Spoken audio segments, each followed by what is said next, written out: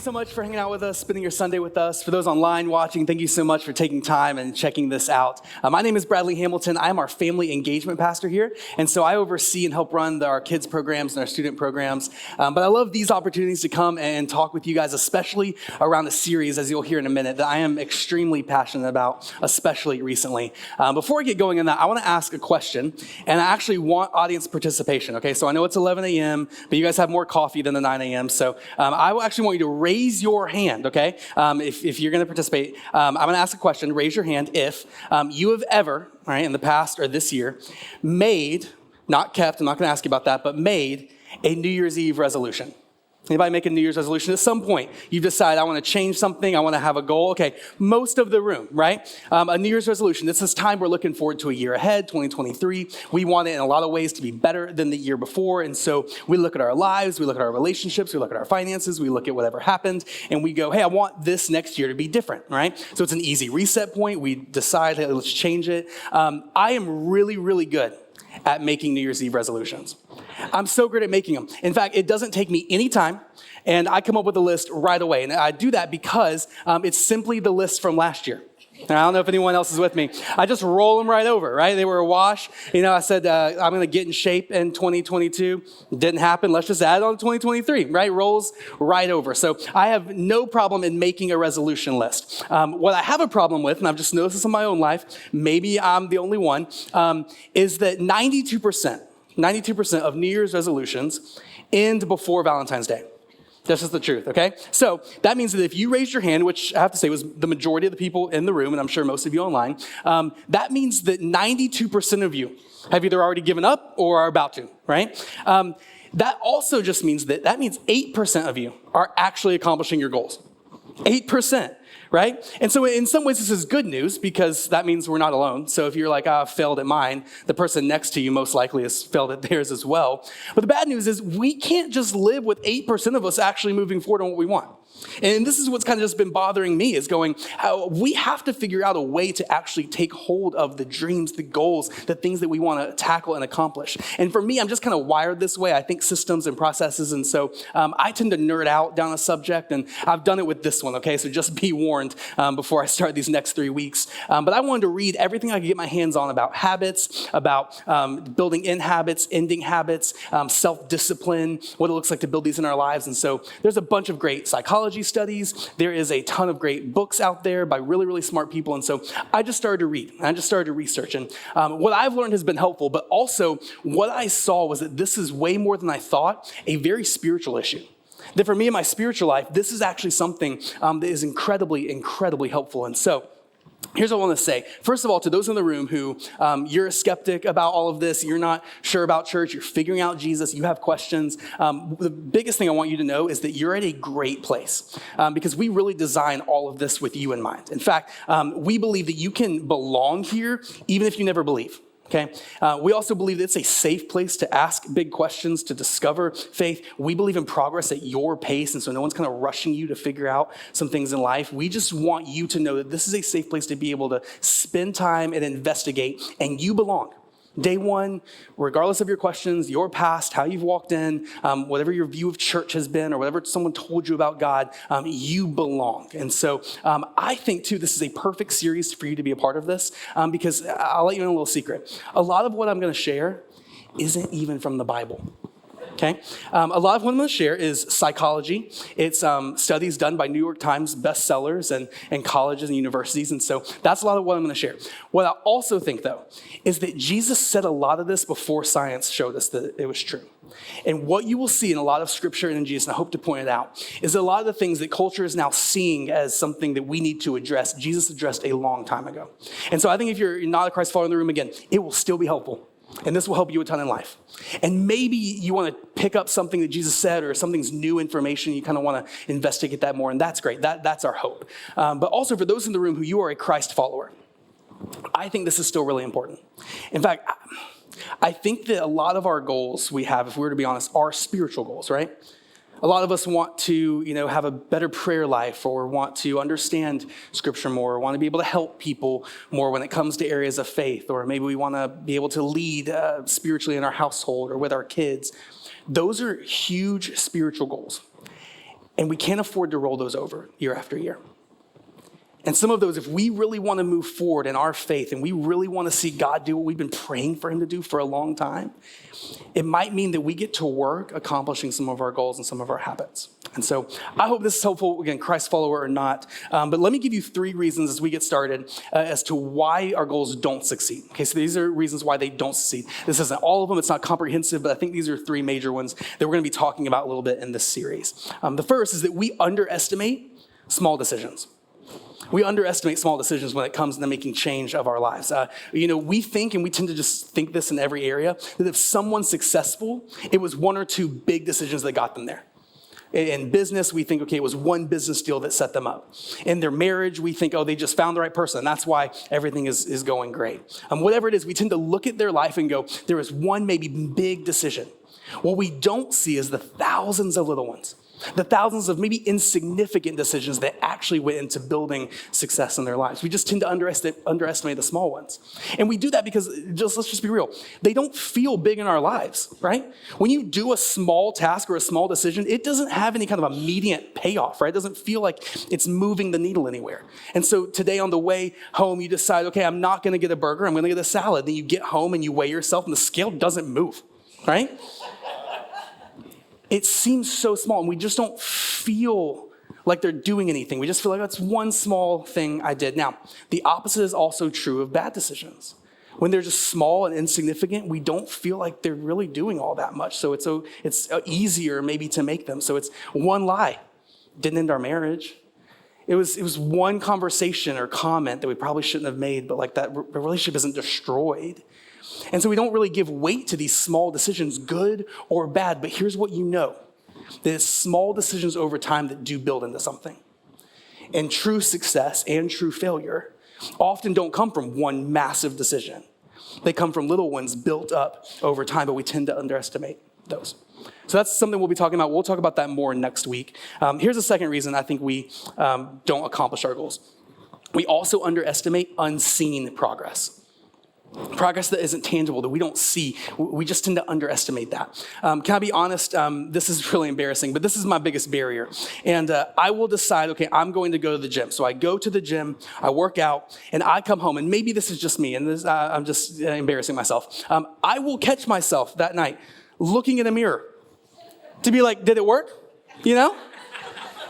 And of course it didn't, right? And I do it every time, and I don't understand why. It's because I want to see progress from that 1 decision I made, and that's just not how change works. That's not how any change works. And so too often we just quit because we're not seeing the progress that we're actually making. And so this might have been your story if you tried to budget, and you budgeted great for a month, and you said no to going out, and you didn't buy that thing on Amazon, even though it was bestseller and your friend reviewed it, but like you just said no. And then you're not out of debt at the end of the month. And you're going, is this really mattering? Is it really making a difference? And it is. You are making such important progress. You just didn't see it happen. Maybe, you decide, okay, I'm going to go to this therapy session. I'm going to do the work to get my mental health right. And you had 1 session. You kind of got to know the person. Then you went home and you just felt like, I'm not healed of my trauma, right? Listen, you are making progress. Important progress that other people won't make. You are making the difference, and you are stepping out in something that is going to pay off with so much reward, but in the moment, the progress is not seen. And too often, I think this is why most of them end before Valentine's Day. We get a month and a half into our New Year's resolutions and go, I just don't see progress, so I'm throwing in the towel. And we quit. And that's what we're going to talk about more in the weeks ahead. But here's where I want to focus on this week. We underestimate those last 2, but we tend to overestimate our failures. We overestimate the moments and the times that we have messed up, that our goal didn't work. And those are often what drive the rest of our habits. So I want to talk to the people in the room who you failed at something. You tried to step out, and maybe it was a business deal that you failed at. Maybe it was a relationship or a marriage that you failed at. Maybe it was you feel right now you're failing in finances or parenting, and you just feel like a failure. I want to talk specifically to you because the failure isn't the problem. Here's what I mean by that. Failure to some degree is inevitable for all of us. In fact, failure, I hate to say this, is often a good sign. okay? Because it means that you are stepping out in something new, taking a risk, trying to change something that's just always been a certain way. You are paving new ground. And so failure is going to happen. I hate to tell you that. The problem becomes when we take a failure, something that happened, and we make it who we are, our identity. And too many of us, we take something that took place, that we messed up on, and we say instead, I am messed up. And I am this thing. And so then it leads us to change our entire identity around a momentary mistake, a momentary misstep, something we can learn from. And instead of just learning from that thing, we now go, well, I'm just no good at relationships. I'm just not a good parent. I just can't beat this addiction. I will never find healing from this thing and this trauma of my past. And we begin to make our identity a failure. And the reason this is so dangerous, and I had to start here for week one, is because our identity is what dictates our habits. Your identity is what will drive everything else, not the other way around. Too often we want to change who we are, and so we try to change these behaviors and these actions. Think, if I can just eat better, here's who I'll become. And that's not necessarily how it works. We have to figure out where is our identity and what is that lie in, and that will begin to lead us in the direction of change. There's a psychologist named James Clear, and he wrote a book called Atomic Habits, which I highly recommend. But he talked about this idea, and what they found through data studies of change came from an identity change first. And he had this idea that he kind of developed the identity loop. And so I just kind of put it on a slide that would sort of help us to see it because I'm a visual learner. And so it starts off with a negative identity, if you want to throw that up. It starts off with a negative identity. So whatever that thing is, that I'm too far gone, I'm too broken, I'm a bad parent, I can't do relationships, whatever it is. And then that negative identity causes us to actually take a negative decision, a negative action. Because we're already this thing, so what's one small, and they're always small, decision that we make out of this negative place? They're always small because, again, we underestimate small. And so we think, oh, it's just another drink, it's just one text message, it's not a big deal. But because I am this thing, we take one negative action. The problem is negative action over time becomes a negative habit. We know that habits aren't these one massive big decisions, but they are little decisions over time that eventually maybe became subconscious. Maybe you don't even realize you're doing them. Maybe they're just so ingrained to your routine or your way of life that they just happen. And so now we have a negative habit because we've made a lot of negative decisions. And then here's the dangerous part. That negative habit reinforces the negative identity. And it tells us because you always do that thing, of course you're that thing. Because you always mess up, of course that's why you would mess up again. And we actually become stuck in these habit loops. And so you can take and apply this to whatever this is for your life. You know, someone might go, well, I'm just a bad student. And so I'm just not good at school. I never do good. And so you know what? I'm going to procrastinate because I'm not going to get an A. I've never get an A. And so, you know, I've done in the past, it's sort of worked out. It's just going to keep me at my grade that I'm going to, need to graduate anyway. So I'm just not a good student. So I'm going to procrastinate. And then you procrastinate a few more times. And you go, well, I always procrastinate. So I guess I just have a habit of procrastination, but it seems to work out and whatever. And now you procrastinated again and again. And again, your grade begins to drop and you go, well, of course it did because I'm a bad student. You're stuck. And you feel stuck. But it's because you're stuck in a negative identity loop. Whatever this is, take it to your faith. And you go, you know what? I'm just not a prayer. I'm not sure about prayer. Haven't quite figured it out. So what I'm going to do is not pray. Okay, so I'm not a prayer, so I'm just not going to pray. What's one more day of not praying? I'll figure it out eventually. And then over time, years go by. Okay, you haven't prayed, and so you begin this habit of I'm not a prayer. Like I just don't pray. I still don't understand it. And so then it's easy to reinforce this idea of I'm just not someone who prays. It's just a loop. And whatever that area looks like for you, we are stuck, and you feel stuck because in some ways you are. And so we have to figure out how do we get out of this loop. And I think it's got to start with our identity. Now, there's a few ways that we gain these negative identities in our lives. And they look different for each of us. In fact, the person next to you, whatever negative identity they're carrying, probably came from somewhere different than yours. And so I want to give a few reasons where they might have come from. So maybe you can resonate with some of these. One is that maybe your negative identity came from a mistake that you made. It was a failure. It was something that you did that crossed the line. And maybe you thought, I would never cross this line. So now that you have it, you just feel it marks you. You feel it labels you. And maybe it didn't even happen again, but for whatever reason, because it happened that one time, you just feel so marked and labeled by whatever mistake this is. And now that mistake is dictating everything. Your relationships with other people, your relationship with God and how you think he feels about you. And even though you wouldn't maybe say it in these words, you just can't shake that mistake. And so that's maybe where your negative label came from. Maybe your negative label comes from comparison. Because every time you feel like you're moving forward or you're making progress in a direction, there's always someone else who's doing it better. Or there's always someone else that has more. I think this is harder than ever in our age of social media. Because can I just say, it is so weird being a parent in the age of social media for me. Because I will feel like I'm doing something that makes me a great parent. Right? I'll go to the grocery store and I'll look at all the snacks and I will get the ones that say sugar-free. And I'll get the ones that say organic. I don't know what that means, but I'm going to do it, all right? And it's 50 cents more. I'll blow my budget for that because I'm a great parent, okay? So I get the organic snacks, feeling good. I feel like, man, dad of the year, right?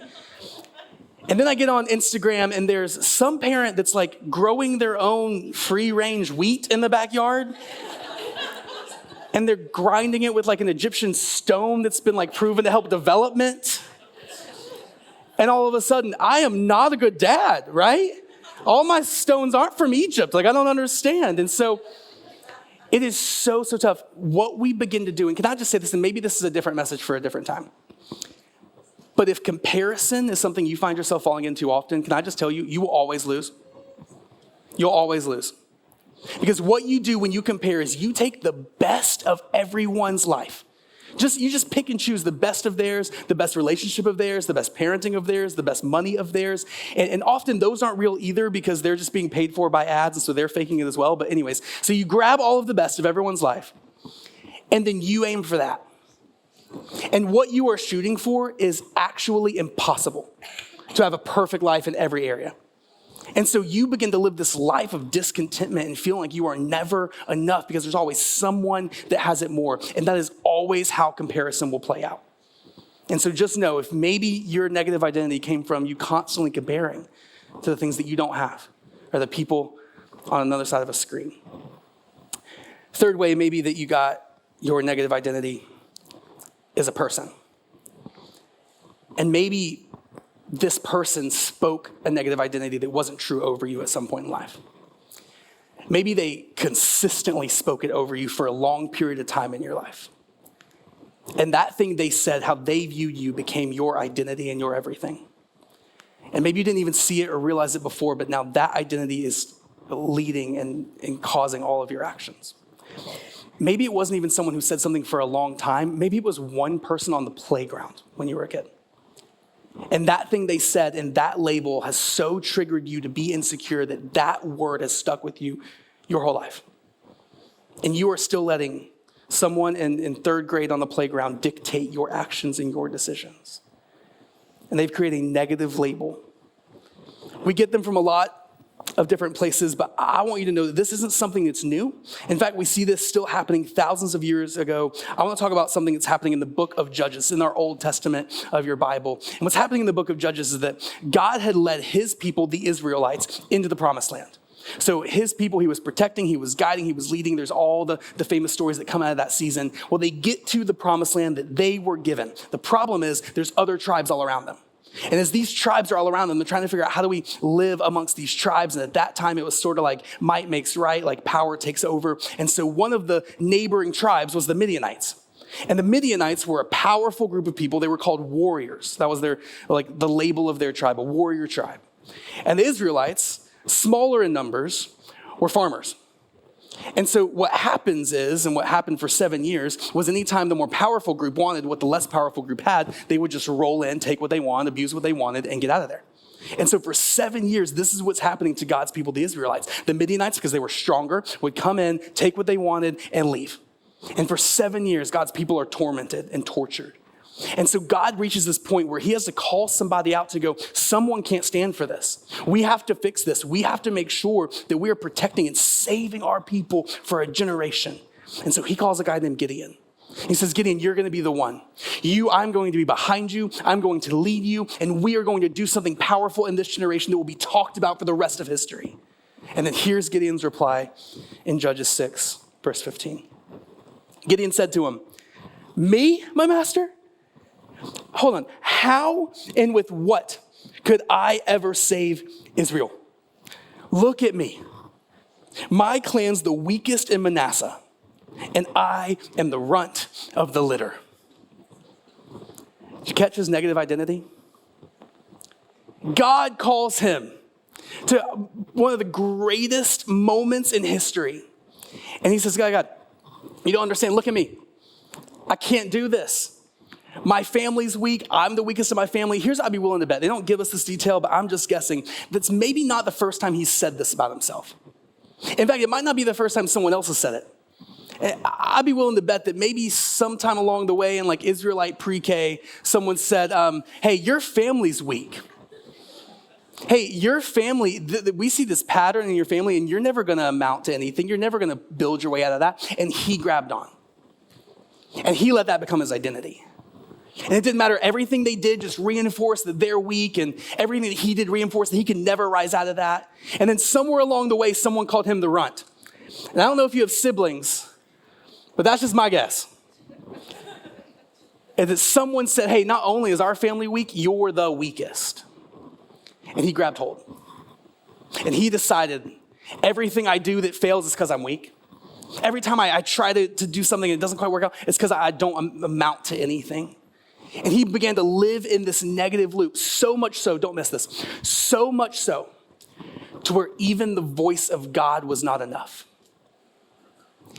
He held on to his negative identity so strongly that when he finally got a calling, that when he finally got a destiny, that when he finally got a purpose, and he had God himself saying, I am on your side, you can do it, he still said, no, I can't. That is how strong our identities are. That is how strong holding on to something that someone said 20 years ago can be. You might actually be missing something that God has for you because of what that kid said on the playground. And so here's how God answers him. God does not say, okay, well, hey, here's your workout regimen. All right, we're going to get those muscles really good and you won't be weak anymore. And then here's what we're going to do. He didn't say, yeah, you know what, we're going to have to fix your family dysfunction. And then we'll work around this and we'll see. Oh, you're right. I wasn't really looking at you getting in. And yeah, let's make some adjustments to our plan. He calls him a name. Here's what he says. Angel of God appeared to him and said, God is with you, O mighty warrior. Oh, you're weak? I'm calling you mighty. Oh, you're just a farmer from a weak family, can't amount to anything. How about a warrior? Oh, you just feel like you're on your own and you can't accomplish anything. How about I'm with you? God's address to Gideon was identity-based. He said, if you're going to make change, if you're going to see this destiny happen in your life, you have to understand who you are. And it's not the negative labels that have been spoken over you for way too long, Gideon. It is who I say you are. And Gideon, I say you're a mighty warrior. Now for Gideon, if you turn the page, I don't know if your Bibles are titled this in mine, chapter 7, the very next chapter, says Gideon defeats the Midianites. One chapter later, chapter 7, an identity change led to a change, not just in his habits, not just in his progression. It was knowing who he was that allowed him to step out into what he was called to. And here's just what scares me to death, is that too many of us have a chapter 7 waiting. Too many of us want to be able to read that chapter 7 that finally says, so-and-so defeated this addiction. So-and-so defeated this family trauma. So-and-so finally turned a generational issue around. So-and-so finally got out of debt. So-and-so finally moved forward in understanding their purpose. So many of us have chapter 7s waiting and ready, but we are holding on to a label given by us, by someone that doesn't even matter in the scheme of things. And we're avoiding what God says and what he calls you. And we might just be missing it. We see Jesus operate the same way. Every time he interacts with someone, he doesn't address their behavior. He doesn't address all the things they need to get right first. And a lot of times he doesn't even address their current identity. He just changes it. just gives them a new one. And one of the things I love about Jesus is that time and time again, he will approach people and it will say at the start of the story, here is this person, here is their label. Here they are in culture, it's here they've assigned themselves, whatever their label is. And then Jesus will call them, just like God did with Gideon, something completely opposite. And then they will begin to live into that opposite identity. It's crazy. In fact, you see him do this with Matthew. Matthew's one of his disciples. And Matthew, at the start of everything, was a tax collector. And they even talk about him this way. Culture would label him an outcast, a thief, someone taking from his own people. He was pushed aside. He didn't matter. He was not welcomed in any circles, especially religious circles. And Jesus, the first thing we see him say to Matthew is, hey, Matthew, follow me. Hey, just come on. Like, you're welcomed. You belong. Oh, you don't believe yet? That's fine. You still belong. Oh, you're still stealing from people? That's okay. We'll work on that later. You belong. You can follow me. You can belong with me. You are not an outcast. You are a family member. You are a friend. That was the label that he gave Matthew. And for Matthew, it began to change everything. As he lived the rest of his destiny, not as a thief or a tax collector, but as a disciple of Jesus Christ and one of the greatest church planters and leaders of all time. An identity change that led to action. We see this when he meets Zacchaeus.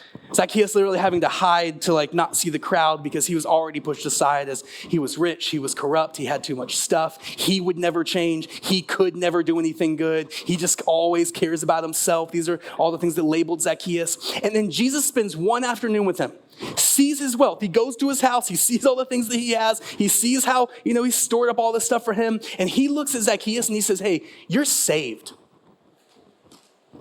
I see your potential. I see your heart.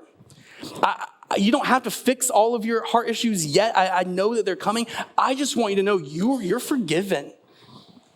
We see this in the story of the woman who runs to Jesus' feet while he's sitting with religious people, and they're wanting to debate religious things. And this woman walks in and she just cries at the feet of Jesus because she had heard about who he is and had really accepted this invitation before she even got to meet him. And she's crying at his feet, and the religious people, they say, oh, he would be appalled if he knew what kind of woman.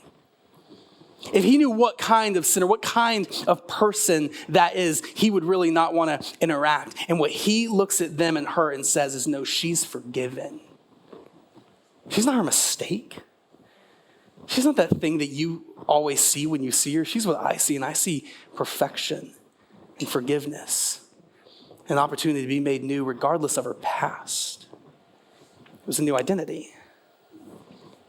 Peter, another disciple of Jesus, he would go on to write to different churches that he led, and in these letters he would instruct them on various things. And for Peter, he was one of those that he was following after Jesus, and then when Jesus died, he gave up and ran and said heck no to the whole thing, because how could a God die? And so there were no Jesus followers at the cross, and so Peter was one of those.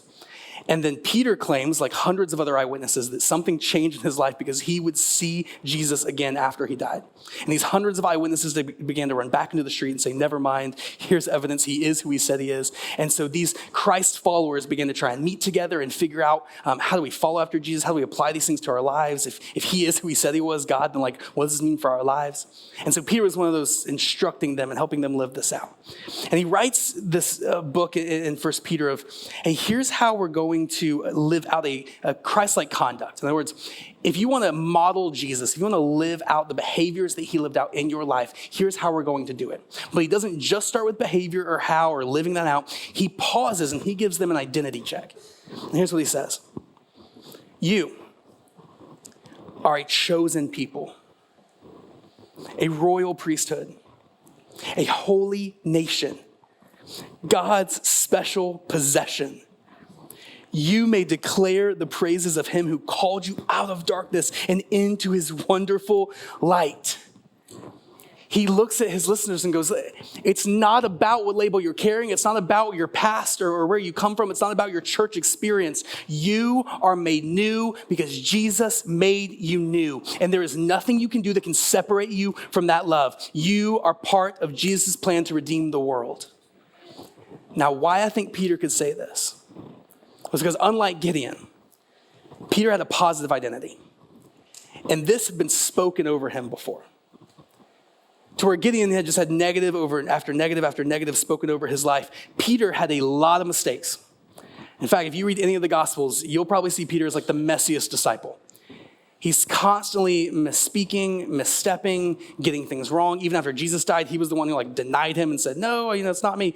And Jesus, over and over and over again, would say, it's okay, Peter. Yeah, you made a mistake. You're not a mistake. Yeah, you misspoke there. You're not messed up. Hey, let me help you. Let me come alongside this journey with you. Let me still love you. And that was what was so powerful to Peter. After he saw his friend again, who he saw die, his friend said, I love you. It's okay.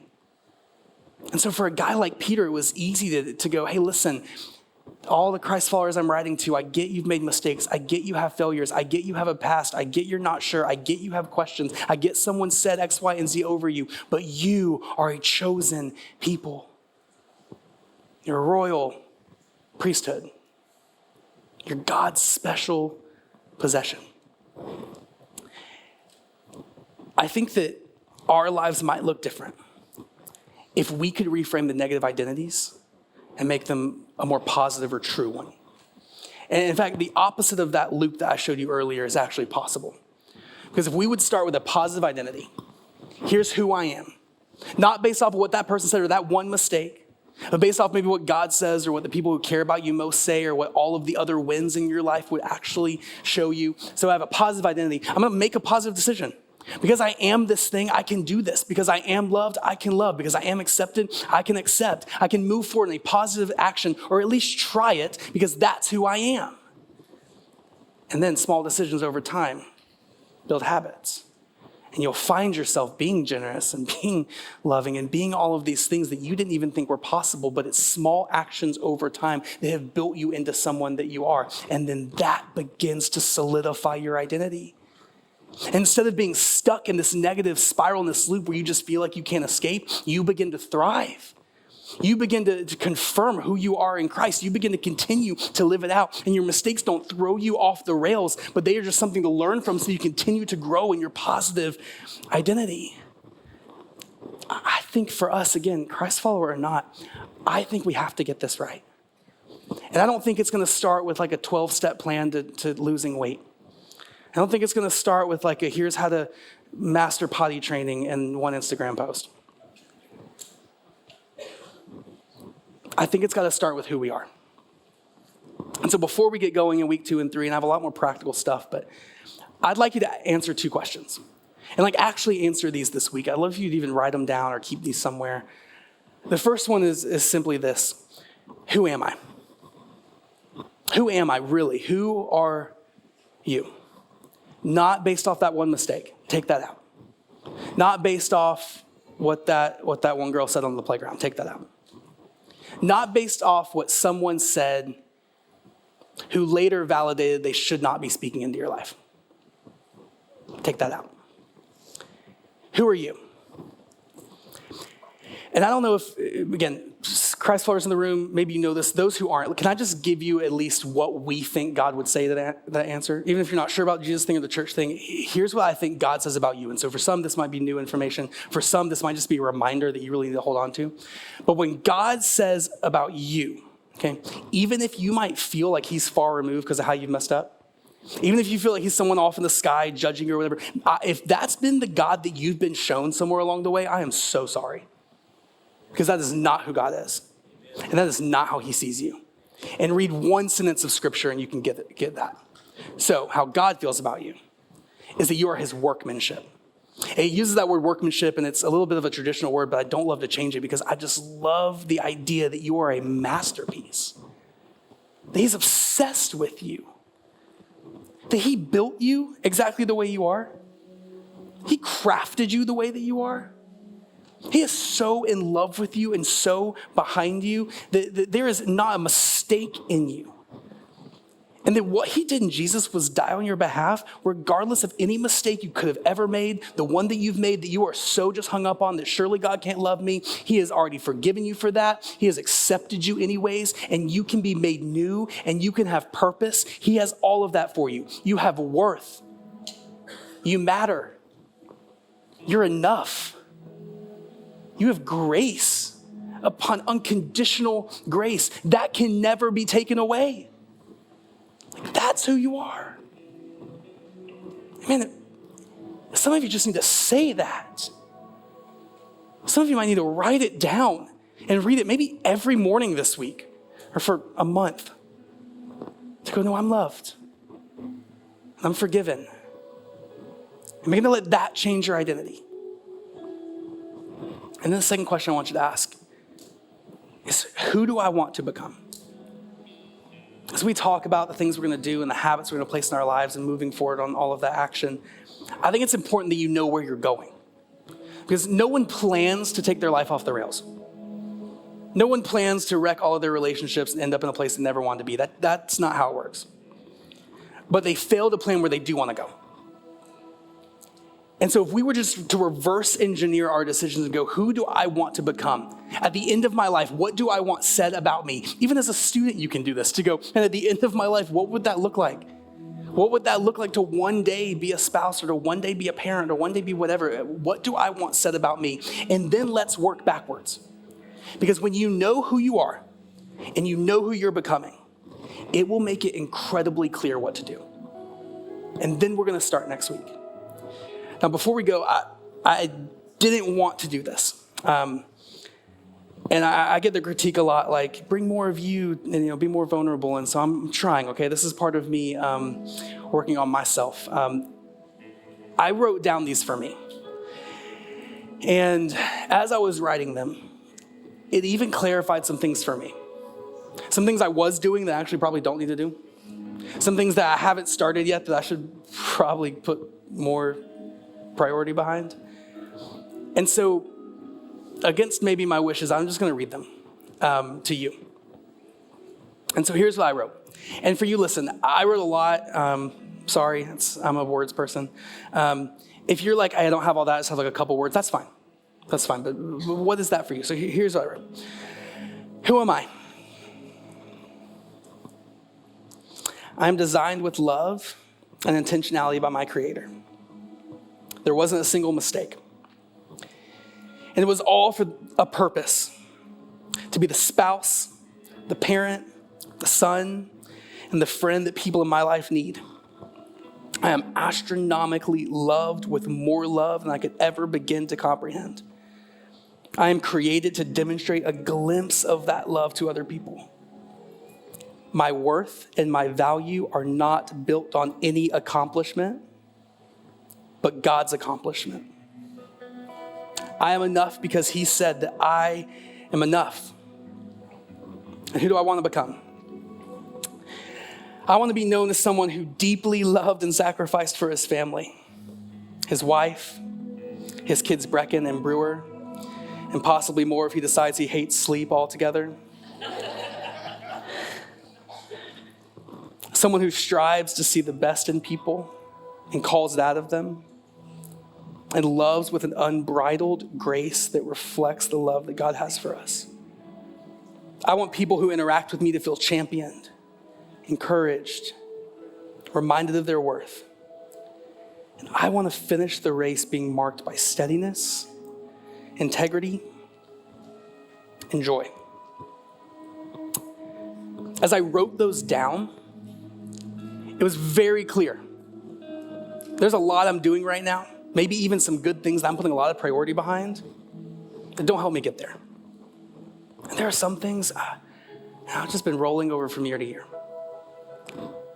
And if I hope to become this, they've got to change. And so, like I said, if you don't have a ton of words, if you just have like a phrase or something, that's great. Especially like, I know guys, like we struggle with this a little bit more to go like being vulnerable and like sharing this with people. And if you don't want to share this with someone, that's okay. I would encourage you to write it down though. Because I think even just by writing it, to see it in front of you, what I thought might be my answers weren't actually my answers. And so what I want us to do is, if you'll take me up on this, would you just do that this week? Just jot down the answer to those two questions. Who am I and who do I want to become? And then next week, we're going to talk about what we actually do with those and how to get going. But we've got to be clear on what's next. Let me pray for us.